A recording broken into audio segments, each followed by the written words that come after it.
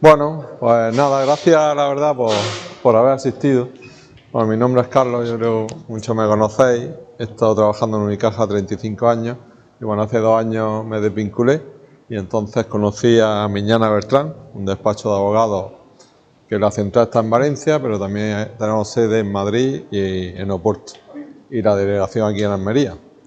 Entonces hasta ahora nos hemos centrado en asesoramiento de empresas de pequeñas y medianas empresas y grandes empresas también, pero bueno, queremos, viendo la problemática que en el campo pues, está surgiendo, sobre qué hago, qué no hago, cómo dejo mi finca de padres e hijos, cómo hago esa sucesión y demás, y todas las dudas fiscales que podáis tener, pues hemos creado estas jornadas, ¿no?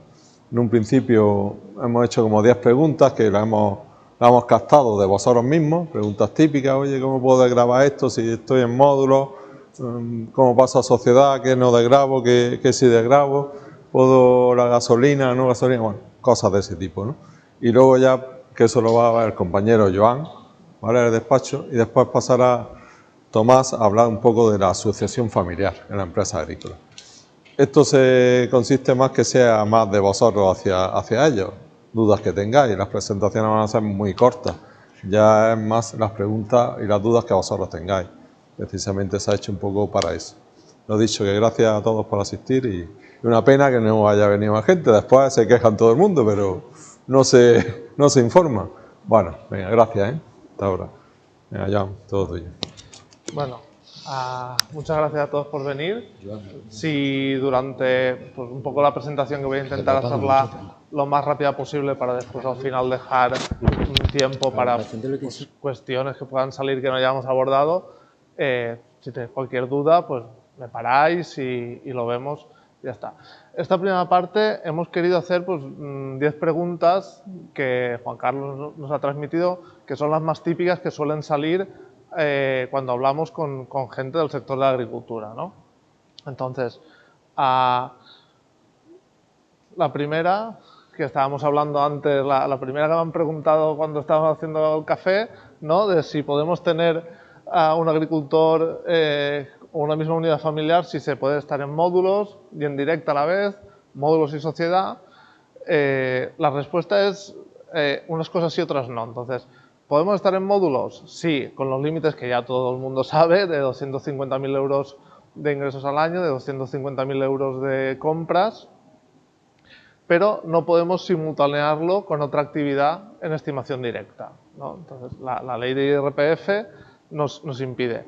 Lo que sí que nos dejan es tener una actividad personal en módulos y después participaciones en una sociedad que puede hacer la misma actividad. Siempre, y aquí, y es lo que estábamos hablando, Hacienda, la agencia tributaria, es muy vigilante con la gente que está en módulos y tiene una sociedad, o bien él personalmente, o bien otra persona de su núcleo familiar, con la misma actividad. Pasa con los transportistas, pasa con los agricultores y pasa con todas las actividades que están en módulos. Al final, el régimen de módulos, ahora lo estábamos hablando, es un régimen que la agencia tributaria lo tiene destinado a la extinción. Es decir, conforme ha ido perfeccionando los controles de la actividad económica, ha ido sacando actividades del régimen de módulos. Entonces, cuando ha conseguido controlar una actividad concreta de ahora ya no me hace falta que vayamos por módulos, entonces esa la ha quitado del régimen de módulos y van obligatoriamente por directa. Y al final, conforme vayan perfeccionando todos los controles informáticos, etcétera, pues el régimen de módulos irá desapareciendo paulatinamente.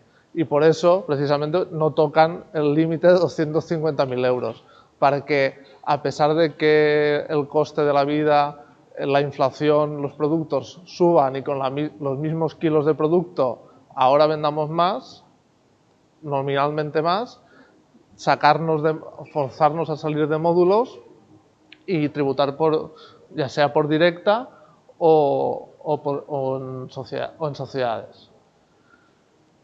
Muy rápido esta, porque mi compañero Tomás hará una explicación bastante más detallada de lo que es la sucesión, pero pues cómo pasamos fincas o actividades de hijos a padres. Pues la manera más natural y más fácil es pues, donarlas, ¿no? Una donación. Aquí en Andalucía la donación de padres e hijos está bonificada al 99%. Depende de cómo se articule, que no me extenderé porque mi compañero Tomás hace la presentación sobre este tema, pues el valor de es decir, hay una bonificación, una reducción del valor de lo donado de un 99%, o entre el 90 y el 99%, además de la bonificación del 99%. Es decir, que se paga, depende de cómo se articule, se puede pagar poquísimo. Y lo único, pues tener en cuenta que cuando se dona, la persona que dona en su renta tiene que tributar la ganancia patrimonial, es decir, cuánto me costó cuando lo compré, por cuánto lo estoy donando. Y depende del municipio, la plusvalía municipal, si las fincas están en terreno que se considera urbanizable. Si tengo, otra de las preguntas, si tengo una sociedad, ¿cómo puedo disponer de dinero de la sociedad para mis gastos domésticos? Pues aquí hay diferentes opciones. La manera tradicional de hacerlo ha sido repartirse dividendos, pero claro, un reparto de dividendos no es deducible para la sociedad, no es un gasto para la sociedad. Y sobre esos dividendos la sociedad ya ha pagado un impuesto de beneficios del 25%. Por tanto, estamos tributando un 25% y después cuando lo sacamos para la persona física, pues de una escala que va del 19 al 28%, en función del volumen de dividendos que estemos sacando. Hay otras opciones más rentables fiscalmente, como puede ser mayor nómina del administrador de una sociedad, que aunque va también a una escala posiblemente un poco más elevada en el IRPF, sí que para la sociedad es un gasto deducible y por tanto nos ahorramos esta tributación del 25% en la sociedad. O otra opción es, depende de qué cosas, meterlas en la sociedad. Por ejemplo, me compro un vehículo, un coche, lo compra la sociedad y se le imputa al socio como rendimiento en especie. Entonces podría ser, el vehículo es deducible para la sociedad, los gastos de vehículo son deducibles para la sociedad, y para el socio será un incremento en su nómina en función, que variará en función del valor del vehículo. ¿Qué porcentaje de mis ingresos pagaría en módulos y en directa y en sociedad? En principio, el tipo de gravamen del impuesto de sociedades es el 25%, ahora transitoriamente para las sociedades que facturan menos de 1 millón de euros es el 23%. En directa estamos en la escala general, digamos, pero solo sobre el beneficio, es decir, tenemos de quitar gastos de los ingresos. Y en módulos, no me voy a extender porque seguro que todos sabéis cómo funcionan los módulos, en función de los ingresos, aplicando una serie de módulos y una serie de reducciones, pues si se es joven agricultor por utilización de gasóleo agrícola, etcétera, en función de los ingresos, pues se calcula una estimación objetiva del beneficio y se tributa por ello. ¿Qué gastos me puedo deducir en tributación directa en persona física o en sociedades? Pues en principio la ley no dice qué gastos me puedo deducir, sino qué gastos no me puedo deducir. Por tanto, son deducibles todos aquellos gastos que, una, tengo contabilizados, lo que no está contabilizado no se puede deducir, y dos, están vinculados con la actividad, es decir, tienen una cierta relación con la obtención de ingresos. Después, la ley del impuesto de sociedades, que aplica también a las personas físicas en este caso, pues dice una serie de gastos que no son deducibles. Por ejemplo, las multas y sanciones. Las multas y sanciones no nos los podemos deducir. Los donativos y liberalidades, pues cosas que son que hago sin una contraprestación a cambio, en principio no son deducibles. Aquí hay muchos peros porque los donativos a entidades sin ánimo de lucro no son deducibles, pero hay una deducción después. O, por ejemplo, si gastos, lo típico de gastos de representación, de si me voy a comer con un proveedor, de si me voy a comer con un cliente, pues antes eran mucho más estrictos. Desde el 2015 se realizó una reforma que nos dice que hasta el 1% del volumen de negocios. Es decir, si yo facturo 100.000 euros, pues 1.000 euros me los puedo deducir. Vale. Después habría otros gastos, pues como depreciaciones de activos, etcétera, que son la amortización, todo lo que sea dentro de las escalas que marca la ley, pues es deducible. Si nos amortizamos de más o si un bien se deprecia o consideramos que se ha depreciado por lo que sea, pues en principio no es deducible, salvo que podamos probar esa depreciación. Las inversiones, ¿cómo las amortizo, no? Es decir, aquí hay que tener en cuenta que en el caso de la agricultura la inversión más grande suele ser pues la finca, ¿no? Es decir, y lo que viene considerando la normativa contable y tributaria es que los terrenos son activos de vida ilimitada. Es decir, el terreno como tal no se deprecia. Entonces, el terreno como tal no nos lo podemos deducir. Pero, ¿qué pasa si compramos un terreno que tiene un invernadero, que tiene unas instalaciones, que tiene una maquinaria afecta dentro?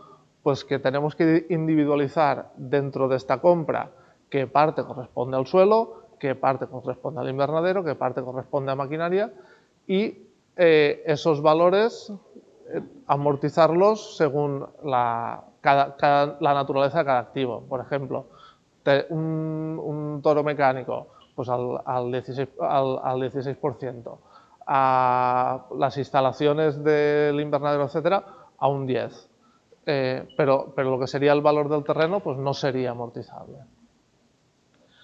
Las subvenciones, tanto las organizaciones de productores de frutas y hortalizas como cualquier otra subvención vinculada a la actividad, ya sea a la PAC, ya sea al pago único de la PAC, ya sea cualquier subvención que pueda salir a nivel autonómico, local, etcétera, ¿cómo se declaran? Pues en principio como mayor ingreso, es decir, como si fuera mayor venta, tanto ya sea en módulos, ya sea en directa o ya sea en sociedades. La utilización en módulos del criterio de caja. El criterio de caja en IRPF lo pueden utilizar aquellas personas que no llevan contabilidad, ¿vale? Que no están obligadas a la llevanza de contabilidad y no la llevan voluntariamente. Entonces, ¿qué implica? Que yo no me imputo ni las compras ni las ventas hasta que las pago o las cobro. Evitamos que si le vendo a alguien 10.000 euros y no me los paga, tener que soportar los impuestos, bueno, el IRPF, por esta venta sin haberla cobrado yo. Entonces, nos los podemos aplicar siempre y cuando estemos dentro del régimen de módulos y no llevemos contabilidad y tenemos que mantener el régimen mínimo 3 años. ¿Vale? ¿Puedo dejar de cobrar de un año para otro? Cuando, por ejemplo, se entrega un albarán en noviembre y me puedo esperar a cobrar al año siguiente, me puedo esperar a facturar al año siguiente. Aquí, bueno, hay que distinguir, el albarán no deja de ser, no es un documento fiscal, no es un documento tributario. La agencia tributaria, en principio, no lleva control de albaranes. El albarán es un documento mercantil que simplemente evidencia que yo he entregado un producto y alguien lo ha recibido, ¿no? Identificamos a quién lo entrega y quién lo recibe. A partir de aquí hay que emitir una factura. La factura puede ser directamente de un albarán, una factura, o bien, si es un cliente habitual, pues le podemos hacer una factura recapitulativa a final de mes. Aquí, en principio, el reglamento de facturación dice que si el cliente es otro empresario, que es el caso habitual aquí, hasta el 15 del mes siguiente se puede facturar, ¿vale? Pero, claro, facturar, si no estamos en régimen de caja, implica declarar también. Entonces, aquí hay que distinguir según convenga de si estamos en régimen de caja, de criterio de caja, pues podemos facturar, pero mientras no cobremos, que tenemos de plazo para cobrar, principio 30 días, según ley, podemos esperar para imputarlo a los ingresos del ejercicio siguiente, Pero si no estamos en régimen de caja, pues una vez se factura, pues hay que declarar. ¿Y qué figuras? Bueno, y por terminar, he intentado hacerlo lo más rápido posible para dejar espacio a las dudas al final. ¿A qué régimen interesa más? Pues depende del volumen de nuestra actividad. Pues si somos un pequeño agricultor que solo tenemos una explotación pequeña, pues igual nos interesa módulos. Si tenemos algo más, pues quizás ya nos interese directa. Y si ya tenemos una serie de explotaciones con un volumen de ventas importante, suele ser lo más atractivo fiscalmente una sociedad. O si podemos simultanear módulos y sociedad con el riesgo que hablábamos al principio de que es una estructura muy vigilada por la agencia tributaria. ¿Vale? Y nada, y agradeciéndoos vuestra atención, le cedo la palabra a mi compañero Tomás, que hablará un poco sobre la sucesión. Y si queremos, pues ahora después hacemos dudas, hacemos... ¿Alguna duda respecto a lo que queréis comentar? Perdón. Ah. Aclara eso de cobrar de un año para otro. Sí. A ver, en principio, cuando se están módulos y llegamos a noviembre y vemos que estamos ya apurando el límite, la tentación es decir, mira, te lo entrego y ya te facturo el año que viene. En principio, el reglamento de facturación dice que no se puede hacer. Otra cosa es que se haga y después puede llegar una comprobación de la agencia tributaria y decir, oiga, ¿me puede usted entregar los albaranes vinculados a esta factura? Y llegaría al caso de que diría, no, mire, es que esta factura que usted me ha hecho en enero corresponde a un albarán de noviembre que la tendría que haber hecho en diciembre y esos ingresos son del año anterior y le voy a sacar de módulos. Es decir, para hacerlo bien, pues si queremos jugar con esto, es más interesante cuando se están módulos un régimen de criterio de caja, porque pues podemos hacer la factura y cumplir con el reglamento de facturación y decirle a nuestro cliente, ya me pagas el 1 de enero y así yo no me lo tengo que imputar en módulos. Y ahí en el 9 decía también que se puede cambiar de albarán de una persona a otra. Sí, es decir, no es recomendable. No es recomendable. Yo pregunto que Sí. No se debería hacer. No se debería hacer. Aquí, claro. No que ponían la 9 y... Sí. Bueno, perdón. En teoría no se debería hacer. En teoría no se debería hacer, pero es cierto que se hace. Que pues esta factura es el albarán va a nombre de una persona y dice, pues te va a facturar mi sobrino. Y se hace. Siempre se podrá cambiar el albarán. Siempre se... Claro. Aquí implica pues todo el tema de la trazabilidad, que es más complicado de cambiar. ¿Dónde establece el dinero de caja?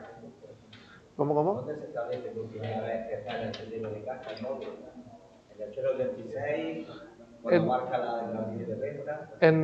Hay que hacer un 036. Un módulo censal. Hay que hacerlo para decir, quiero acogerme para el año siguiente al criterio de caja. No es decir, yo ahora en 2024 quiero acogerme al régimen de criterio de caja, sino que es para el 2025 me acogeré al criterio de caja. Es que hay gente que no lo marca, el 026, que marca que está en módulos, ¿vale? Que está en módulos también en IRPF, y luego cuando hace la venta, en la señal agrícola pone, ¿está usted acogido al criterio de pago? Y marca que sí. ¿Con eso sería suficiente? A ver... Es lo que está haciendo la gente, mucha gente. La agencia tributaria lo está permitiendo, pero la normativa estricta dice que hay que hacer un 036 expreso para informar. Lo que pasa es que también no aplica el 2% de IRPF, la protección en el momento del pago, no en el momento de emitir la factura. Sí. Por tanto, si tú tienes una albarán de noviembre, lo facturas dentro del plazo el 15 de diciembre, pero te quieras dejar la factura para cobrarlo al año siguiente, lo que se está haciendo, la retención se practica al el 8 de enero al trimestre, sí, ya son ingresos fiscales del año sí, sí, pero sí. la factura la tienes iniciada dentro del plazo. Sí, sí. No te has saltado el plazo de los Sí, sí. son 45 días, al día 15. Sí, sí, cuando estamos en criterio de caja, sí. La gente, Sí, sí. en renta, si tienes que tener la obligación de marcar la casilla. Sí, sí, sí. Yo he cogido el criterio de cobro, sí. Sí, sí. Para que coincida Sí, sí, sí. con las retenciones. Sí, Sí, sí. Enviamos. Sí, sí, sí. Sí, sí, sí, sí. Pues nada, os dejo con Tomás. ¿Cómo se pone la...? Cambio la presentación un segundo. Es este. A ver. Hola, mejora... No. ¿Se escucha? ¿Ha apretado? ¿O será otro? Sí. Aquí hay otro. ¿Será este? Sí. No. Hola. Ah, ahora sí. ¿Se escucha bien o...? Bien, bien. Es que yo hablo muy bajito, por todo. Prefiero tener el esto. Pues ahora vamos a tratar que eso también afecta a tanto al agricultor como que esté en módulos en estimación directa, ¿no? Como a una persona que tenga una sociedad limitada. Vamos a tratar los impuestos que están inherentes a cuando el agricultor o el empresario dona o hereda o incluso vende el negocio, ¿no? Que estamos viendo que aquí en la zona, pues, algunos de nuestros clientes pues ya van cumpliendo los 65 años, ¿no? O los 67 y ya se plantean la transmisión a sus hijos y bueno, que hay que tener en cuenta en estos casos, ¿no? Porque muchas veces pensamos que los únicos impuestos son los de la Junta, sucesiones y donaciones, y también cuando hay, por ejemplo, una donación es como si vendieras a un tercero fiscalmente. En renta hay que pagar y muchas veces pues no se considera y dices, lo doné a mi hijo y a final del año te aparece en el borrador venta y pues yo no he donado, yo no he vendido, y a veces hay que tributar. En principio, es una cosa que sorprende, pero donar es vender. Donar es como vender, en definitiva. Y hay que tener esto en cuenta. Hay bonificaciones, que ahora las veremos, pero la bonificación, sobre todo, es cuándo no se paga. Tanto esto para la Junta como en el IRPF, sabéis que es un impuesto estatal, ¿no?, de Madrid, vamos a decir, y el impuesto de sucesiones y donaciones es un impuesto estatal, es verdad, pero la gestión está cedida a las comunidades autónomas, que pueden articular las bonificaciones, ¿no? Pues bonificación del 99% en empresa familiar, que es la que tenemos en Andalucía, pues esto es lo que está gestionado. Tenemos cuando hay una sucesión, siempre hay habitualmente una donación, hay un tema de IRPF y hay un tema de sucesiones y donaciones. Y vosotros, ¿cómo, más o menos, cómo tenéis articulados, si alguien me lo quiere decir, estáis en estimación objetiva, tenéis sociedades, en general, por ejemplo, usted, ¿cómo está? Para más o menos hacerme un... Normalmente la gente que tiene, ¿Cómo estáis? yo conozco a varios, tienen una combinación de módulos ellos con alguna sociedad. Vale. Entonces tienen módulos ellos, los hijos y tienen alguna sociedad. Así todo. Vale. Los que no conozco por las preguntas que hacen también. Vale. Pues bueno, vamos a verlo un poco y, por supuesto, cualquier duda, mientras tanto, me lo decís y contesto. Bueno, vamos a ver. Aquí lo fundamental, por decir así, para no pagar impuestos en la sucesión, ¿no?, ya sea mortis causa o inter vivos, porque fallezco, por ejemplo, en definitiva, o porque vendo incluso, atención, por la venta, porque ahora sabéis que pues hay fondos aquí en la zona, hay muchas veces que se intenta comprar o vender las empresas, pues es que la empresa sea familiar, ¿no? Porque creas una empresa familiar. ¿Y qué es una empresa familiar? Pues eso no está en ninguna norma, diríamos, mercantil, no hay una sociedad limitada familiar o una sociedad anónima familiar. Eso está más regulado en la normativa fiscal. ¿Cuándo se entiende decir que una sociedad es una empresa familiar. Pero no hay, como digo, una definición en el derecho de empresa familiar. Una introducción que queríamos aquí decir es que el 89%, casi el 90% de las empresas en España son empresas familiares y aportan mucho más de la mitad de la riqueza española y gran parte, ¿ves?, el 67% del empleo en España. Por tanto, son importantes. ¿Qué es una empresa familiar? Pues básicamente se dice lo siguiente, que la mayoría de los derechos de voto pertenezcan a una familia, a una persona o a la familia. Quiere decir que tiene que ser una empresa controlada, ¿no?, por la familia, por el fundador.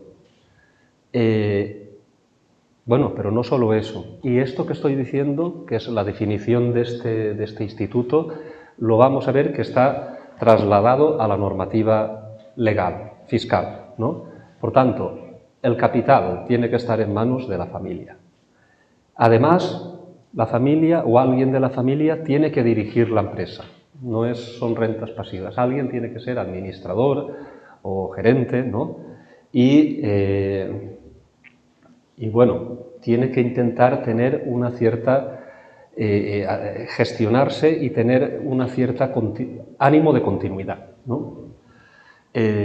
Por tanto, nos planteamos si vamos a ver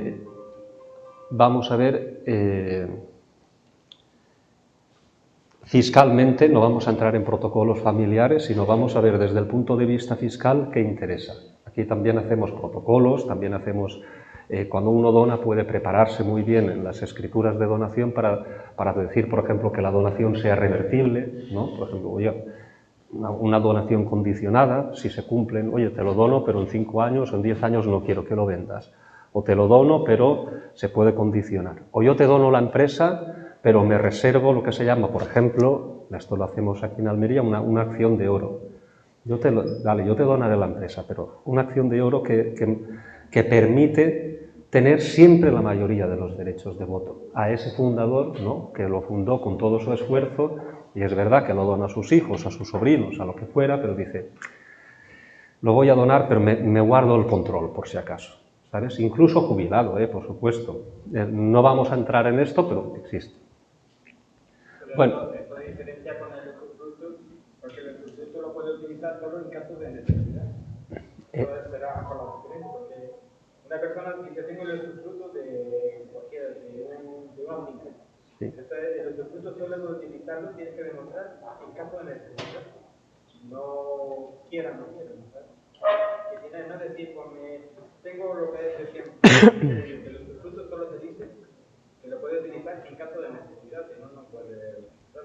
Claro, por eso salvaguardarse de alguna manera en esta serie de, sobre todo en empresas que lo puedes poner bien en mayorías de derecho de voto y en una serie de cosas muy simples, o el acondicionamiento de las donaciones, es normalmente más útil que efectivamente reservarse el usufructo, ¿sabes? Es verdad. Bueno, pues ¿qué condiciones se tiene que cumplir desde un punto de vista fiscal para estos beneficios que estamos diciendo? Pues eso está regulado en la ley de patrimonio, en el impuesto sobre patrimonio. Ni está en la normativa de la consejería ni nada. Y es el artículo 4.8 de la norma del patrimonio. Y hace mención, porque si se cumple este artículo, si se cumple estas condiciones, y todo está vinculado a esto, si se cumple estas condiciones, se van a cumplir las condiciones de la exención en renta, cuando uno dona, por ejemplo, y se van a cumplir las condiciones para los donatarios o los herederos para no tener que pagar el impuesto de sucesiones y donaciones.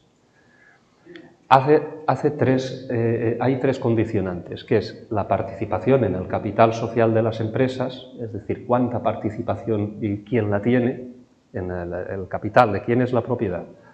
Si alguien desarrolla o no funciones de dirección y qué tipo de actividades. En general, vuestra actividad sí que estará incluida. Bueno, respecto a la participación de la empresa, es clarísimo y bastante sencillo de cumplir. La persona que done o herede, la empresa tiene que tener al menos un 5% de la empresa, tiene que estar, que es sencillo, tiene que estar en manos de ese propietario y fundador o de alguien, ese que dona. O al menos un 20%, si no lo tuviera él, por lo que fuera, porque lo constituyó la esposa o lo constituyó, un 20% tiene que estar en manos del cónyuge, ascendientes, descendientes o colaterales de segundo grado. Quiere decir, hijos, nietos, hermanos, ¿no? Bien sencillo, es decir, 5% la propia persona o 20% a alguien de la unidad familiar. Por tanto, creo que es bastante sencillo, ¿no?, de cumplir. Eso la empresa. Bien, bueno, pues si alguien, si ese 20% se cumple porque la esposa lo tiene y la esposa se divorcia, por ejemplo, eso ya no computa. ¿Sabes? Tiene que ser en el... Y el porcentaje, esto es importantísimo, el porcentaje tiene que cumplirse de manera directa en la empresa. No puede ser que tengo una empresa y esa empresa tiene otra empresa y indirectamente tengo, no, en esa empresa. Por eso es importante eso cuando se dicen, tengo una empresa, tengo varias empresas, oye, no, es que tiene que cumplirse en esa empresa. Si tienes 3 o 4, como no lo estructures en lo que se llama una estructura holding, que parece así muy inglés, pero es bastante sencillo, solo vas a cumplirlo en una empresa. Y eso hay que tenerlo en cuenta. Por tanto, ya sabemos que 20% tengo que tenerlo directamente en esa empresa y tengo que... y hemos dicho que hay que realizar funciones de dirección también. ¿Qué quiere decir esto de funciones de dirección? Pues bueno, que tengo que ser el gerente de la empresa, el administrador, pero no necesariamente puede ser el director comercial, puede ser el director... Es sencillo. Vaya, lo que no puedo tener es una nómina que diga auxiliar administrativo y que el administrador sea otro.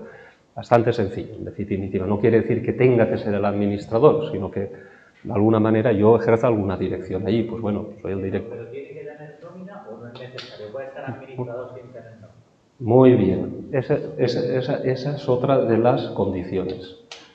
Pues oiga, imagínate que sea administrador, otra de las condiciones es que reciba remuneración de la empresa. ¿Qué quiere decir eso?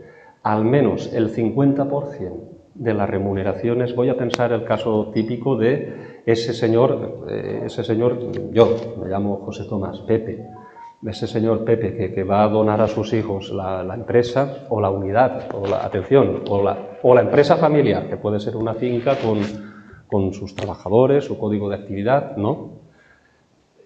Bueno, pues voy a decir una empresa, lo dono, pues oiga, yo tengo que cobrar tengo que tener una nómina, una remuneración, y esa remuneración tiene que ser tiene que suponer más del 50% de las otras remuneraciones que tenga fuera.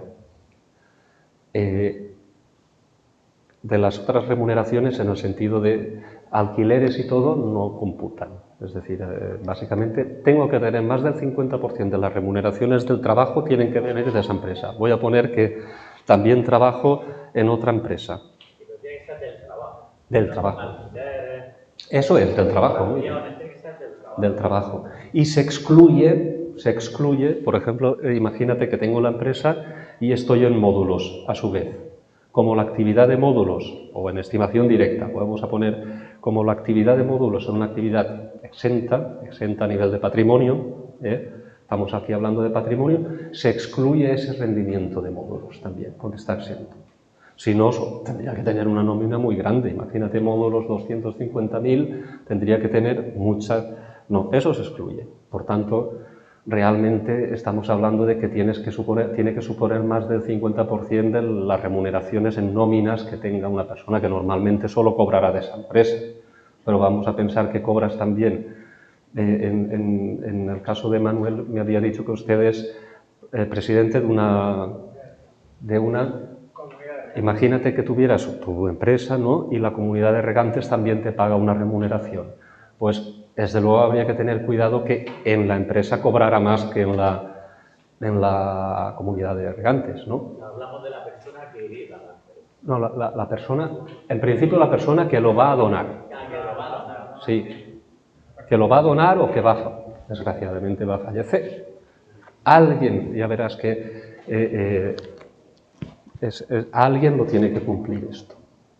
Porque a veces se dará el caso que diga, si no lo cumple el señor el causaviente, el señor que ha fallecido o que dona, que lo cumpla el heredero.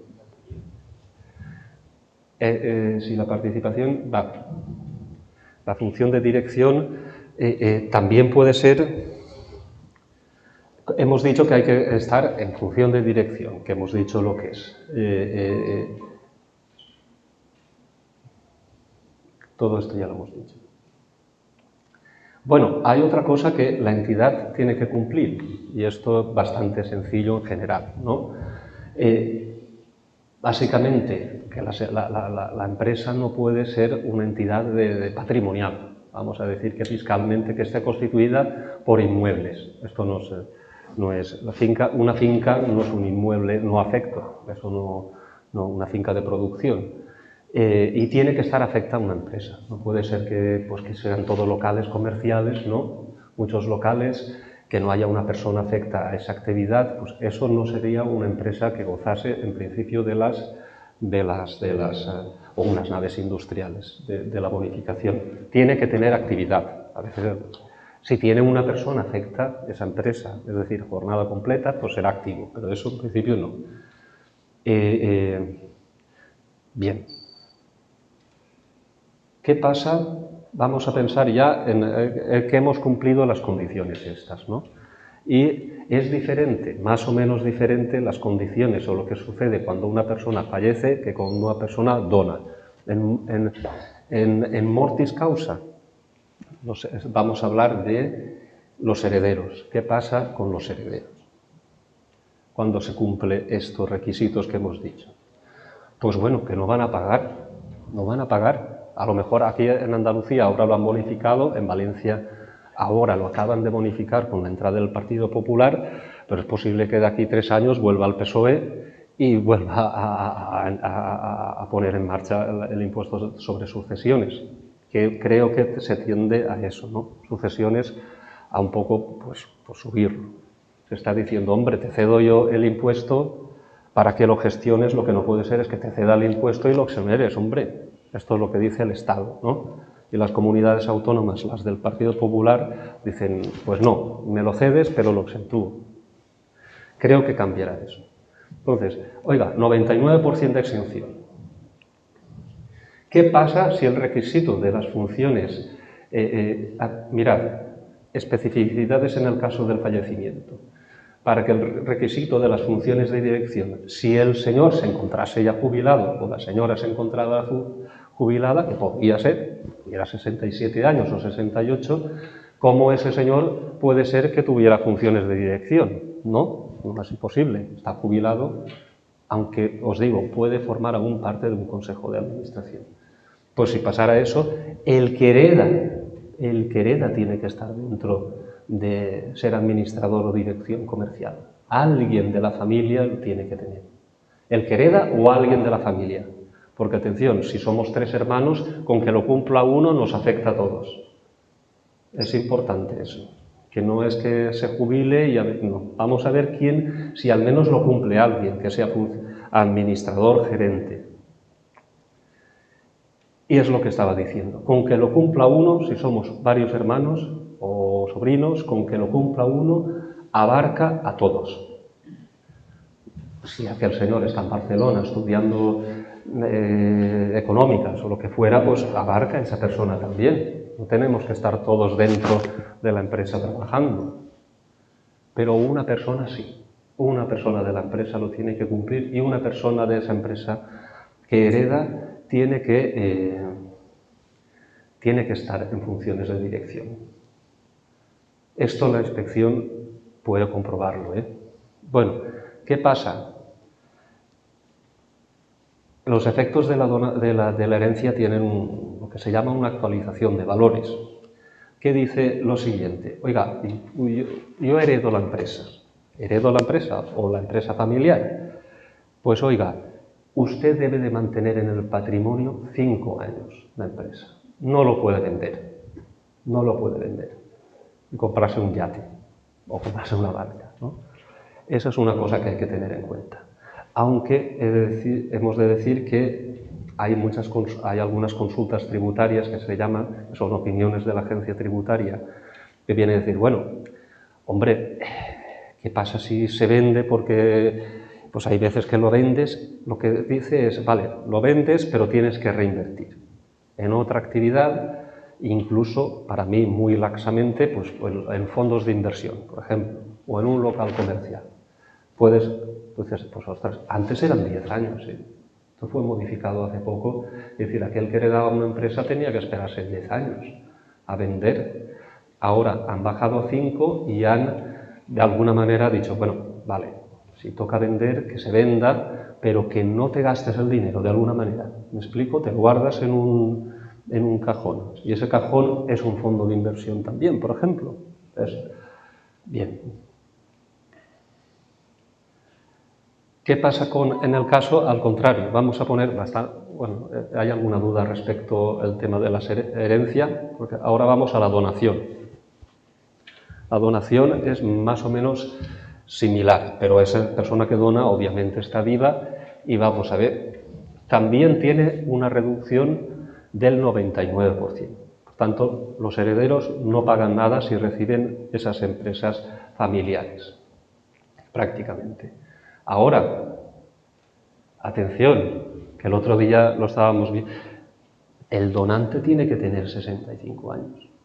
Eso de voy a donar a los 55, no cumples el requisito, no, hay que tener en cuenta. Oiga, que no, que lo quiero dar entre los 60 y los 64 años. Pues bueno, hay una fuerte reducción del 90, ya no es el 99, pero ya es el 90. Muchas veces a mí esta condición se me olvida. Suerte que está Joan para decírmelo el otro día en un cliente, le dije, no, tú ya puedes donar. Y Joan, atención, que no tiene 50 y 65, tiene 49 años, 48. Bueno, oiga, lo mismo, si yo voy a donar y estaba jubilado, alguien de la empresa, alguien de la unidad familiar, los hermanos, los nietos, etcétera, tienen que estar en funciones de dirección y el tema de estar cobrando, alguien lo tiene que cumplir también, si el señor ya se encontraba, o señora se encontraba jubilado.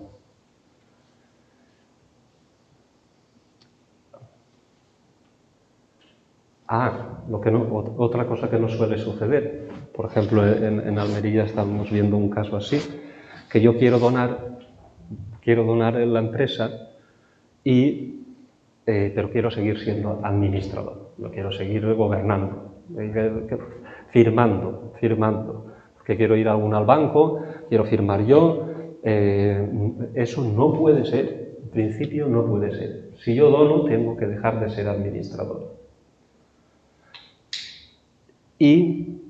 O si no, tengo que hacer un consejo de administración que se llama, es decir, varios administradores, más de 3, como mínimo 3, y mantenerme dentro de una presidencia no ejecutiva. Puede ser presidente. Hay consultas que lo dicen. El mero hecho de ser miembro de un consejo de administración no quiere decir que tengas la función de dirección importante. Eso hay que tenerlo en cuenta. Y lo mismo, esa persona que en este caso hereda o es beneficiaria de esta donación debe mantener 5 años la empresa o la actividad. Y si la vende, lo mismo que antes. Debe de mantener lo que se llama así el valor de la participación, quiere decir que tiene que reinvertir. Bueno, a veces pasa, esta es una cosa, a veces pasa que no hay sucesores, ¿no? No hay sucesores por lo que fuera, porque no tengo descendencia o que mis hijos tienen, o mis sobrinos o mi familia tiene otra vida y entonces me planteo vender el negocio. Puede plantearse. Claro, si vendo el negocio en general, o si vendo la empresa o el negocio, atención, esto es igual, si vendo la empresa o el negocio, voy a tener que tributar. Esa es la opción que estamos diciendo de venta. Pues esta es el tipo actual, ¿no? No se tributa, cuando vendo un negocio no se tributa como en las nóminas o etcétera, hasta el 48%, sino que hay lo que se llama la escala del capital mobiliario, rentas del ahorro, que se tributa, veis, a partir de 300 hasta el 28, pero más del 28 no. Ya es ¿Qué se suele hacer qué se suele hacer fiscalmente si no se quiere tributar en esta ganancia patrimonial que estamos diciendo? Pues si el negocio lo vende una persona física, tributamos ese 28 que estamos diciendo. Pero en cambio, si el negocio lo tiene una sociedad, es decir, una sociedad tiene otra sociedad, y esa sociedad, que vamos a decir que sea la empresa patrimonial, familiar, holding, matriz, esa empresa que tiene esa empresa comercializadora, esa sociedad productora, si esa empresa de arriba vende el negocio de las de abajo, no se tributa nada. El dinero lo recibe la sociedad y prácticamente no se tributa nunca. Hay una exención que es la del artículo 21, antes era 100% de exención, siempre ha sido, y recientemente este gobierno lo modificó y solo se paga el 1,25. Por eso escucharéis muchas veces que las personas quieren reestructurar su patrimonio teniendo sociedades que tengan el resto de sociedades, porque es más fácil cumplir los requisitos esos del 50% de la remuneración. No puedes tener 50% en varias sociedades, ¿no?, de la remuneración que habíamos dicho, y tener directamente, pero también por esto, porque si todo lo vende una empresa, tienes la exención del artículo 21. Y esta es la planificación habitual en este caso de ventas. ¿Cómo lo veis? Eso, sencillo. Entonces, en el caso de tener una sociedad, lo suyo es que unas sean propietarias de otras, ¿no? Y claro. así es lo fácil, ¿no? O hacer una arriba y que... Claro, hacer una arriba. Siempre tiene que haber una arriba. Una arriba y que dependa de esa. Claro, claro. Eso lo dice... ¿Y para hacer eso hay que tributar mucho? Ahí está la historia. Muchas veces, de hecho, hay un inspector de Hacienda que nos da clases y dice, muchas veces dice, cuando haces una empresa, el señor tendría que ir ya con la escritura de la holding, vamos a decirle holding a esa empresa, bajo el brazo. Tendría que salir de la notaría con las dos escrituras. Y tiene razón. Pero claro, cuando ya tienes varias empresas, o una, o dos, o tres, y te planteas eso, claro, ¿cómo lo haces? Sin tributar, porque supuestamente yo tengo que vender o donar a esa... Yo, si tengo aquí dos empresas, voy a poner y quiero hacer una arriba, tengo que transmitir las participaciones a esa empresa y yo tener las participaciones de esa empresa que a su vez tiene estas, ¿no? Tengo que transmitirlas, venderlas. Y claro, vender ahora a lo mejor tiene una valoración concreta. Hay un artículo que es el 37 que dice las empresas valen como mínimo el mayor valor de estos tres valores. Y te dice el valor del último balance aprobado, por tanto el valor neto contable que tenga, que a lo mejor lo constituiste con 3.000 euros y ahora tiene un valor de 1 millón. Y no puedes poner 3.000 euros. O incluso hay otras valoraciones, la capitalización al 20% de los últimos 3 ejercicios. Entonces, ¿cómo se hace? Hay un régimen especial. Se llama el régimen especial de aportaciones no dinerarias. Es decir, yo puedo donar las participaciones a esa sociedad acogiéndome a un régimen especial. ¿Por qué? Porque la propia normativa fiscal y el legislador lo que ha querido es que las empresas se articulen eficazmente fiscalmente y se tienen que cumplir unos requisitos muy sencillos. Y es muy sencillo de cumplir. Es decir, ¿cómo lo transmito? Normalmente porque lo dono, lo aporto, mis participaciones en varias empresas las aporto a esa empresa. No las vendo, normalmente las aportas. Y esa aportación, que en principio tendría que tributar el IRPF, a ese 28, no tributa. Nada. Es súper fácil, es muy fácil, es muy sencillo. Ahora tienes que comunicar en el plazo de 3 meses unos requisitos formales muy sencillos, muy sencillos. ¿Y qué requisitos tengo que tener para yo hacerlo eso? Pues básicamente lo siguiente. Como mínimo tengo que tener más del 5% de esa empresa de la cual yo voy a... Sencillo, normalmente. O el 20%, mira, los mismos requisitos de patrimonio. O el 20% unidad familiar. Por tanto, sencillo. Y tengo que tenerla más de un año. O tengo que comprometerme que después de ese canje de valores que se llama, de esa aportación, no la venda en el plazo de un año. Se modificó la norma y ahora dicen 2 años. Muy sencillo. Y con eso también te evitará el patrimonio, entiendo, ¿no? Una vez que lo pongas así, ¿te evitas el patrimonio? Efectivamente, te evitas el patrimonio de todas las empresas. Claro. Porque cumpliendo con la de arriba, ya estás cumpliendo con todas las de abajo. Muchas veces solo cumples los requisitos de patrimonio con una, que es aquí donde cobras más del 50%. Ahí donde tienes funciones de dirección. En cambio participas en otras 3 empresas, porque tienes una otra empresa que eres socio 33, o esas que no las computamos en patrimonio, tú no cumples. No tienes el 50% de la remuneración. ¿Me explico? En puridad no lo cumples. Pero claro, si lo pones todo arriba, solo con que cumplas con tu empresa patrimonial, que es donde a partir de ahora cobrarás tu nómina, ¿no? Pues ya lo cumples con todas, sí. Pero hay un régimen aposta para hacer eso. Y bueno, decían que bueno, puede ser, por ejemplo, en mi caso, podría ser mi mujer la que cumpliera, ¿no? Una de las 2 partes. Sí, sí. Siempre y cuando tengamos acciones. Más del 5%. O 5% o conjuntamente la familia más del 20%. Sí, que se podría. Muy bien. Sí, sí. ¿Alguna otra pregunta o qué? Estos señores son auditores de Barcelona. Nos ha retrasado la vida. ¿Sí?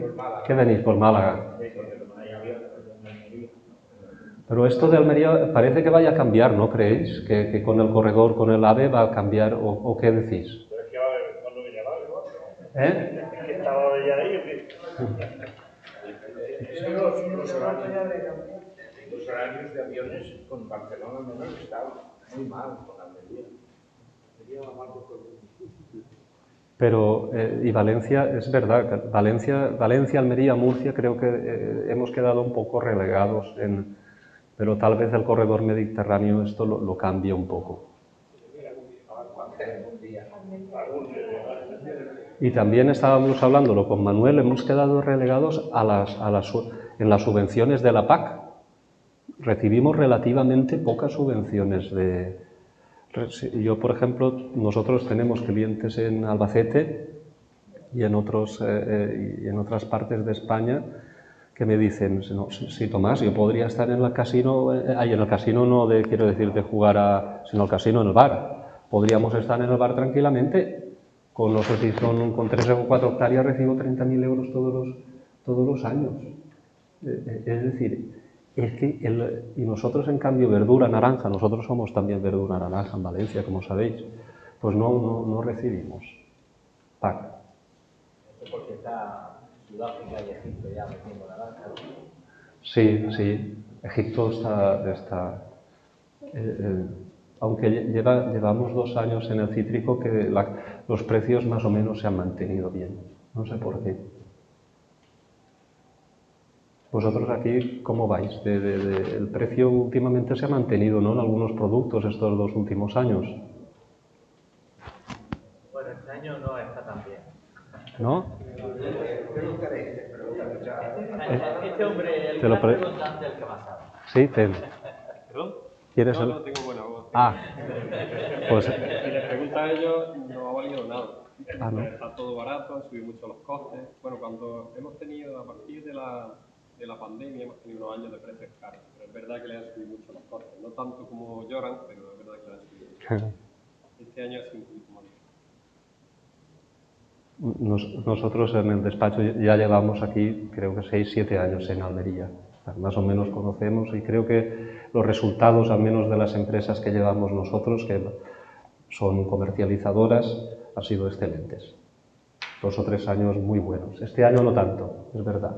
esta campaña que está más o menos cerrándose, pero y el agricultor y los productores también han habido unos buenos resultados desde la COVID.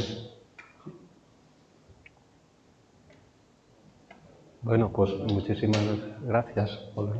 Ya está, gracias a todo el mundo y recibiréis por WhatsApp la presentación esta, que os puedo enviar, y bueno, los datos de contacto de cualquier consulta pues, directamente. Y nada, espero que haya sido de provecho. Sé que habrá muchas dudas ahí, pero bueno. Cualquier cosa nos llamáis, sin compromiso. Cada persona en su punto melódico tenía sus peculiaridades, pero espero que haya sido de gran ayuda. ¿Vale? Bien, gracias. Café Altair o lo que sea, me ayuda por allí.